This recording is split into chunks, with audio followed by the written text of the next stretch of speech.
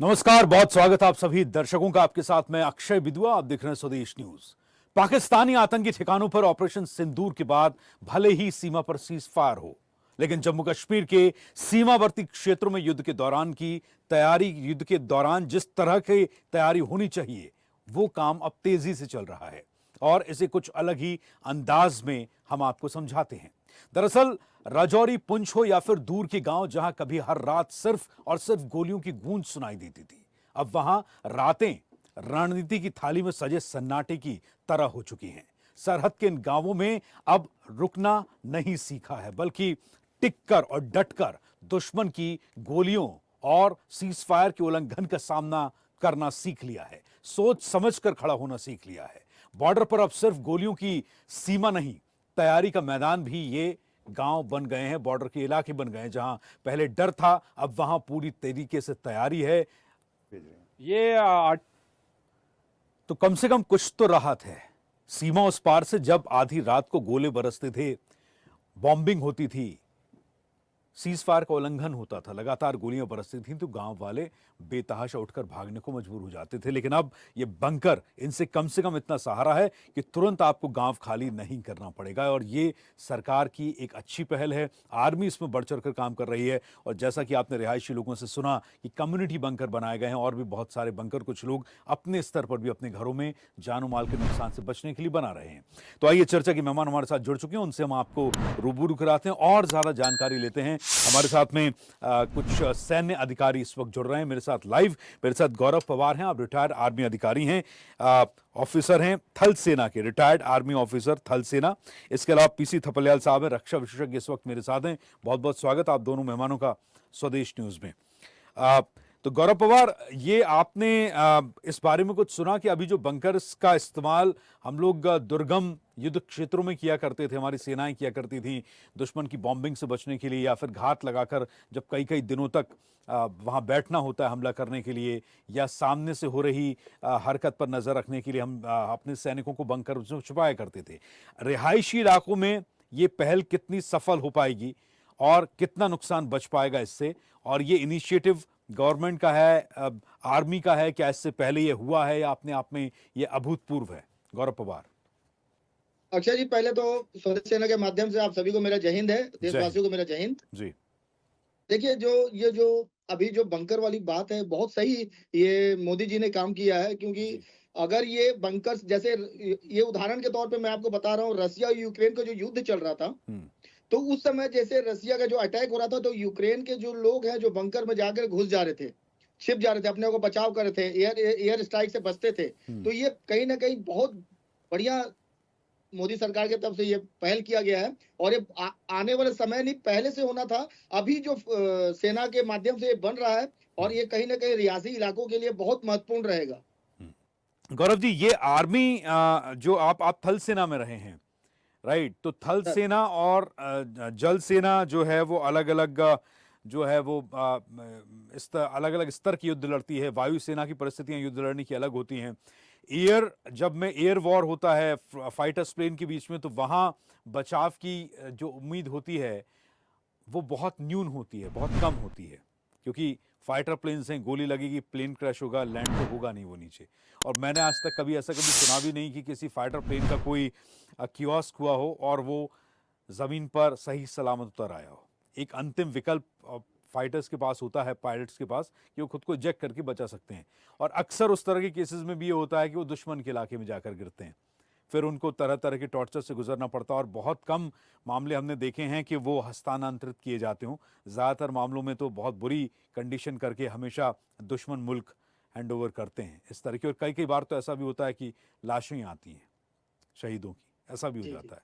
लेकिन ये गौरव प्रैक्टिकल है कि हम कितने बंकर्स बनाएंगे? मान लीजिए सपोज मैं राजौरी पुंछ सेक्टर की, नौशेरा की हम बात कर लें, तो यहाँ एक एक गांव में अगर मान लीजिए 500 की रिहाइश या 300 की रिहाइश है, तो हम इसमें कैसे ये इंश्योर करेंगे कि हम पूरी आबादी को सुरक्षित कर पाएंगे? देखिए देखिए वहां पर जितने मतलब जनसंख्या है, लोग वहां पे रह रहे हैं, उस हिसाब से बंकरों को बनाया जाएगा ताकि इतने लोगों को हम सुरक्षित कर सके। क्योंकि बंकरों का जो अभी तक जो साइज है वो क्लियर नहीं है कि छोटे बढ़ रहे हैं कि बड़े बन रहे हैं। लेकिन हाँ सुचारू रूप से बंकर तैयार हो रहे हैं वहां पे। और जो मतलब अगर वहां जो बंकर बन रहे हैं तो उस हिसाब से देखा जाए तो उन रियासी इलाकों को बचाने के लिए ही, उनके वहां के लोगों को बचाने के लिए किया जा रहा है। तो उस हिसाब से ही बंकर बने जाएंगे ताकि वो पूरे लोग एक साथ सुरक्षित हो सके, एयर स्ट्राइक से बच सके।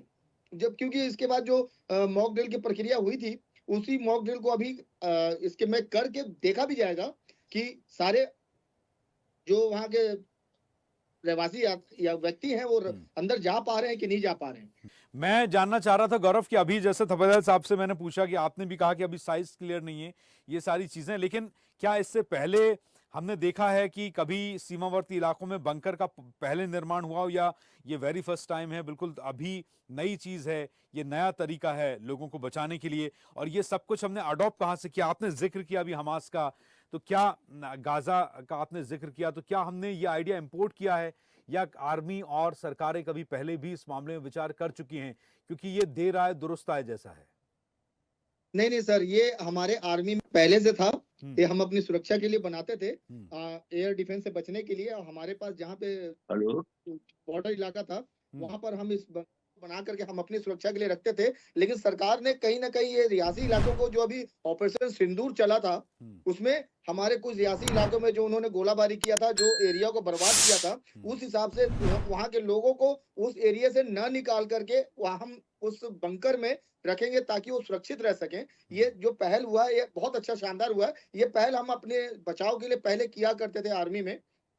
एयर डिफेंस से बचने के लिए हम अपने लिए किया करते थे। हम अंडरग्राउंड रहते थे, बंकर बना के हम भी रहते थे वहां पे। जो हमारे बॉर्डर इलाके हैं जहाँ पे फौज रह रही है, वहां पर ये अक्सर हमारे पास मिलते हैं। हेलो, ठीक है थपेदार साहब, आपकी आवाज अब आ पा रही है? आवाज में सुन पा रहा हूँ आपकी। गौरव पवार मेरे साथ हैं, आप भी एक्स और आर्मी ऑफिसर हैं इंडियन आर्मी के। थपेदार साहब, अभी एक कंफ्यूजन है, हम लोग ये डिस्कस कर रहे हैं कि बंकर बनाए जाएंगे, कम्युनिटी बंकर कितने बड़े होंगे, कितने लोग इसमें रह सकेंगे, कितने दिन की सहायता सामग्री इसमें रखी जा सकती है, सोलर लाइट हम इसमें इसको रोशन कर सकते हैं। ये आइडिया अभी आर्मी अपने लोगों को, अपने जवानों को सिक्योर करने के लिए बंकरों का इस्तेमाल करती थी, अब हम लोगों को इससे महफूज करेंगे। क्या ये प्रैक्टिकल है आइडिया थपेदार साहब? देखिए, अगर हम विश्व में देखते हैं बंकर का जो सवाल है, बंकर रक्षा सुरक्षा का सबसे महत्वपूर्ण हिस्सा होता है। लेकिन आज दिन तक हमारी जो देश है, हमारे देश में इसको इतना महत्व नहीं दिया जाता था जितना अमेरिका ने दिया, जितना नॉर्थ कोरिया दे रहा है, जितना स्विट्जरलैंड दे रहा है। स्विट्जरलैंड एक ऐसा देश है जो कहीं भी लड़ाकू नहीं है, उसकी अपनी आर्मी नहीं है, लेकिन उन्होंने संपूर्ण तौर से अपने आप को बंकर के माध्यम से सुरक्षित रखा है। क्योंकि दुनिया में कभी भी ऐसी स्थिति आ सकती है, इवन भारत में ऐसी स्थिति आ सकती है कि पूरे भारत के हर शहर में बंकर बनाना पड़े। लेकिन जो सीमावर्ती क्षेत्रों में जो इस समय हमें ऑपरेशन सिंदूर में विद इन 3 days इतना महत्वपूर्ण परेशानी हुई कि जब लोगों को अपनी गाय, बच्ची, बकरियां, अपने पालतू जानवरों को भूखे प्यासे छोड़ना पड़ा, तो तब जाके ये सवाल उठा, आखिर सीमाएं असुरक्षित क्यों? क्योंकि आज उत्तराखंड में भी ये सवाल खड़ा हो गया है। और यहाँ पे जो हमारा गढ़वाल राइफल है, उसको सेंट्रल कमांडेंट लखनऊ से ऑर्डर आया है कि अपनी सीमाओं को देखो, तुम्हारी सीमाएं खाली क्यों हो रही हैं उत्तराखंड में? क्योंकि अगर सीमाएं खाली होंगी तो देश की रक्षा सुरक्षा के लिए सबसे बड़ा खतरा होता है। जहां निर्जन सीमाएं में दुश्मन आराम से अपनी गतिविधियों को देश के अंदर करने में सफल होता है। लेकिन इस समय और आज दिन तक की जितनी भी लड़ाइयां हुई हैं, चाहे 65 का वार हो, चाहे 71 का वार हो, और चाहे ऑपरेशन हमारा जो कारगिल में हुआ है, ये हुआ हो, कारगिल तो हमारे देश के अंदर हुआ, लेकिन बाकी हमने सीमाओं के पार युद्ध लड़ा है। और सीमाओं के पार में अभी तक हमारे जो फौजी थे वे अभेद्य दीवार बनकर सीमाओं में खड़े होते थे।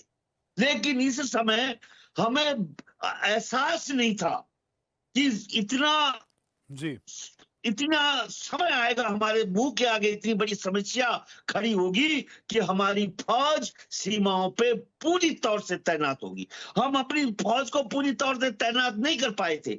इवन ऑपरेशन सिंदूर हमने केवल ये सोचा कि हम आतंकी संगठनों को खत्म करके शायद बैठ जाएं, लेकिन ये स्थिति नहीं आई और 3 दिन में हमको संपूर्ण लीला, जो युद्ध की लीला है, उसको सिखा गया ऑपरेशन सिंदूर, जिसका जिगर भले जनता के बीच में न किया जा रहा हो, लेकिन सरकार समझ गई है कि वो जो कमजोरियां हमारे देश के अंदर है, ये सबसे बड़ी कमजोरी थी कि सीमाएं असुरक्षित थी।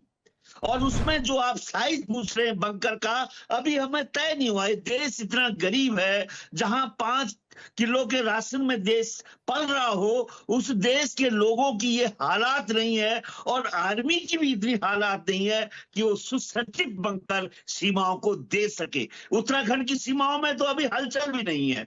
यहाँ पे पाकिस्तान की सीमा पे होने के नाते वहां पे है, लेकिन हमारी सीमाएं चीन पे लगी हुई है। साहब, मैं पहली बार आपको सुन रहा हूं, आप कह रहे हैं कि देश गरीब है।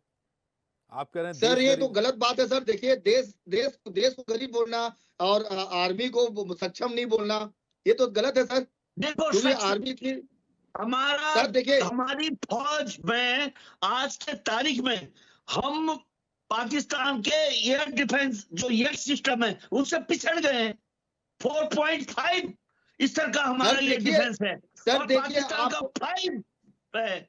हम देखो, अगर यहाँ पे छाती फोड़ फोड़ के झूठ बोल रहा है तो मैं नहीं सर, झूठ बोलने वाली इसमें कोई बात नहीं है सर। सर, झूठ बोलने वाली इसमें कौन सी बात है, आप बताइए। अगर मान लीजिए पाकिस्तान, आप अगर पाकिस्तान का पक्ष लेकर के बोल रहे हैं तो आप गलत बोल रहे हैं सर, क्योंकि पाकिस्तान में नहीं सर, आप बोल रहे हैं कि हम गरीब। अभी जो बंकर बन रहे हैं, क्या 10 साल तक सो रहे थे मोदी जी? जो मोदी जी को अचानक याद आई। सर, मोदी जी सो रहे थे कि नहीं रहे थे वो नहीं पता। इससे पहले सरकार मोदी जी बना रहे हैं सर। मोदी जी के पहल हुआ है, बहुत बढ़िया पहल है सर। ये बहुत बढ़िया। इससे पहले क्यों नहीं हुआ पहल, आप बताइए। इस सन 65 और 71 की लड़ाई में कौन थी सरकार, किसकी थी? अरे आप बताइए। बंकर होते थे, बंकर सिर्फ आर्मी, मैं आर्मी से हूं तो मुझे मालूम है, सिर्फ आर्मी के पास हुआ करते थे वो बंकर। सिर्फ हम अपनी सुरक्षा के लिए रखा करते थे सर, बाकी रियासी इलाकों के लिए नहीं होता था वो। तो यही, लेकिन इस बार ये पहल हुआ है, बहुत बढ़िया पहल हुआ है। जो गाजा और यूक्रेन का जो युद्ध हुआ था सर, सुनिए साहब, गौरव साहब, मैंने ये कहा कि हम युद्ध के लिए प्रिपेयर नहीं थे। हम सीमाओं में अपने सैनिकों को हम युद्ध के लिए हमेशा प्रिपेयर है सर, लेकिन हमें जो अभी मेन पावर मिला सर, फ्री हैंड अभी मिला है हमको। इससे पहले हमको कभी फ्री हैंड नहीं मिला था। इससे पहले कभी भी हमको फ्री हैंड नहीं मिला। फ्री हैंड अभी मिला है, तब जाकर के पूरा ऑपरेशन अभी लॉन्च हुआ। आप तो भाजपा की भाषा की यूज कर रहे हैं। उस समय भाजपा में देखिए सर, मैं देना चाहूँ, मेरे लिए कांग्रेस, भाजपा, आम आदमी पार्टी कुछ नहीं है सर। मैं कभी भाजपा, आम आदमी की बात नहीं कर रहा। अगर आज ये काम कांग्रेस करती तो मैं कांग्रेस के लिए बोलता। आज कांग्रेस करती तो मैं कांग्रेस के लिए बोलता सर। अरे साहब जी, देश हमारा गरीब नहीं है सर। आज चलिए ठीक है सर, ऐसा मैं मुद्दे पर वापस आता हूँ। थपेलिया साहब, गौरव पवार, ये आप लोगों का पर्सनल, नहीं, लेकिन थपेलिया साहब, आपको थोड़ा सा एक चीज सोचनी पड़ेगी कि जब हम पब्लिक प्लेटफॉर्म पर होते हैं, पब्लिक फोरम में होते हैं, तो हमें थोड़ा सा डिग्निटी का ख्याल रखना चाहिए। मुझे लगता है आप देश को गरीब बोलेंगे, ये बात कौन बर्दाश्त करेगा। चौथे नंबर पे आ गए, जापान को पीछे छोड़ दिए हम। आप सोचिए, गरीब है सर, हम तीसरे नंबर पे आगे कगार पे खड़े हैं सर। जो है विश्व की 4th नंबर की। देखिए, मैं मोदी जी की बात नहीं कर रहा, मैं देश की बात कर रहा हूँ। तो देश में सर, देश की बात, देश इतना गरीब नहीं, हम चौथे नंबर की इकोनॉमी में आज के डेट में पहुंच चुके हैं। सर प्लीज, पवार साहब, let's come on the subject, please आइए। थपेलिया साहब, सब्जेक्ट पर आते हैं हम। तो मैं, थपेलिया साहब ने तो एकदम सिरे से खारिज कर दिया, मुझे लगता है। ये आपने तो बोल दिया कि बंकर जो है पता नहीं, हम दे ही नहीं पाएंगे, हम तो गरीब देश हैं। आपने तो ऐसा बोला। नहीं, बंकर का अभी डिजाइन क्या होगा, अभी तक ये पहली बार सुसज्जित बंकर। आपने अभी जिक्र किया कि मैं बता रहा हूँ सर, बंकर का साइज क्या होता है। बंकर एक स्क्वायर डब्बे के हिसाब से होता है, अंडरग्राउंड बनाया जाता है। अंडर स्क्वायर में बनाता है, कंक्रीट की बहुत मोटी दीवार होती है सर, ताकि उस पे और उसके बाद प्लेट लगी होती है। तो इतने गरीब नहीं है सर हम कि आप साला उसका प्लेट्स नहीं बना सकते हो, कंक्रीट की दीवार नहीं बना सकते। बंकर का जो मटेरियल होता है जो आप कंक्रीट से बनाते हैं, जिसमें गिट्टी सीमेंट ये सारी चीजें डाली जाती हैं, तो क्या इस पे तो आप मोटार बैंक में देखते हैं सर, जो बैंक के लॉकर्स बने हैं जहां पे पैसा जमा करते हैं, जो इतनी मोटी तो क्या मोटार जो होते हैं, जो बड़े बड़े शेल्स होते हैं, बॉम्ब शेल, जो एंटी एयर गन्स जो होती हैं, या जो टैंक्स के जो गोले होते हैं, क्या वो उनसे भी ये बंकर क्षतिग्रस्त नहीं होंगे, या इनकी अपनी लिमिट होती है? नहीं होंगे सर, नहीं होंगे सर, बिल्कुल नहीं होंगे। ओके। और ये अंडरग्राउंड बनाए जाएंगे जमीन में, या इनको ओपन एयर भी बनाया जा सकता है? नहीं अंडरग्राउंड बनते हैं सर, ये बंकर्स अंडरग्राउंड बनते हैं। ओके। ठीक है। ये दिखाई नहीं देते हैं, और इसमें एक छोटा सा रास्ता होता है, एक ही रास्ता होता है अंदर जाने के लिए, निकलने के लिए भी वही रास्ता है और अंदर जाने के लिए भी वही रास्ता होता है। अफगानिस्तान में छिपने के लिए अमेरिकी फौज, जैसा कि अभी थपलियाल साहब ने भी जिक्र किया कि अफगानिस्तान में छिपने के लिए अमेरिकी फौज कई दिनों तक बंकर्स में रहती हैं। बंकर बड़ा लग्जरी और एक बड़ा बंकर इस दुनिया ने देखा जब सद्दाम हुसैन बंकर से बाहर निकले थे। उनके तो बंकर में पूरा महल था। जब वो बंकर तो तमाम इंटरनेशनल मीडिया एजेंसीज ने दिखाया सद्दाम हुसैन को, जब नाटो की फौज जो सेना जो होती थी, आर्मी जो होती थी, अमेरिकन आर्मी, और उन सब ने जब उनको वहाँ से रिकवर किया था सद्दाम हुसैन को, तो दुनिया ने पहली बार इतना लग्जरी और इतना ह्यूज बंकर देखा था उस समय। तो ये क्योंकि सर वो सक्सेस रहता था सर, क्योंकि वो सक्सेस रहता था। जो भी देखिए, जो भी बड़े बड़े आतंकवादी हैं अपने आप को बचाने के लिए उसी बंकर्स में जाकर के छिप करके रहते हैं सर, ताकि सेना का वहां पे अगर कोई अटैक होता है, मेरा सवाल ये है, दर्शकों को मैं आपके माध्यम से बताऊं कि कम्युनिटी बंकर अगर है तो कम्युनिटी बंकर में कितने लोग, 500, 600, 300, 200, कितने लोग? सर कम्युनिटी बंकर में कम से कम 400 से 450 लोग रह सकते हैं सर। ठीक है, चलिए, अच्छी पहल है। समय इससे ज्यादा। हाँ थपलियाल साहब, आप कुछ कहना चाहेंगे अंतिम समय? मैं ये बोल रहा हूं कि देखिए, किसी गांव में अगर 400-500 की आबादी नहीं है तो उस गांव के लिए हम और छोटा बंकर माने अंडरग्राउंड, इवन जो दिल्ली में मेट्रो है या बंबई में मेट्रो भी, ये भी बंकर का काम करती है। बंकर कोई डिफाइंड चीज नहीं है, केवल जो भूमि से नीचे सुरक्षित माना जाता है जब कभी गोलाबारी होती है, ये है, तो उसको सुरक्षित माना जाता है अंडरग्राउंड। राइट, ठीक है। हाँ, तो इसमें अंडरग्राउंड में अगर मैंने कच्चा गड्ढा भी खोदा हुआ है मैं अपने घर के पास, तो 2-3 आदमी वहां जा सकते हैं। और अगर बहुत ज्यादा बम्बार्डमेंट हो रहा है तो मैं बच नहीं सकते हैं सर उससे, बचेंगे खुद वहां रहूंगा। चलिए, बहुत बहुत शुक्रिया आपका। गौरव पवार, रिटायर्ड आर्मी ऑफिसर, थल सेना, पीसी थपलियाल साहब, रक्षा विशेषज्ञ, स्वदेश न्यूज को आपका कीमती समय देने के लिए बहुत बहुत शुक्रिया। लेकिन अब देखना ये होगा कि ये जो उपाय है, जो आइडिया है, ये कितना फ्रूटफुल होगा, कितना सराहा जाएगा। अभी शुरुआत है, लेकिन एक अच्छी पहल है कि आर्मी, सेना और सरकार मिलकर अब सीमावर्ती इलाकों में होने वाले नुकसान से, जो फायरिंग, जो बॉम्बिंग से होता है, उससे बचने के लिए बंकर का निर्माण करने जा रही है। और इसीलिए हमने कहा कि अब सीमा का हर घर बनेगा बंकर। अभी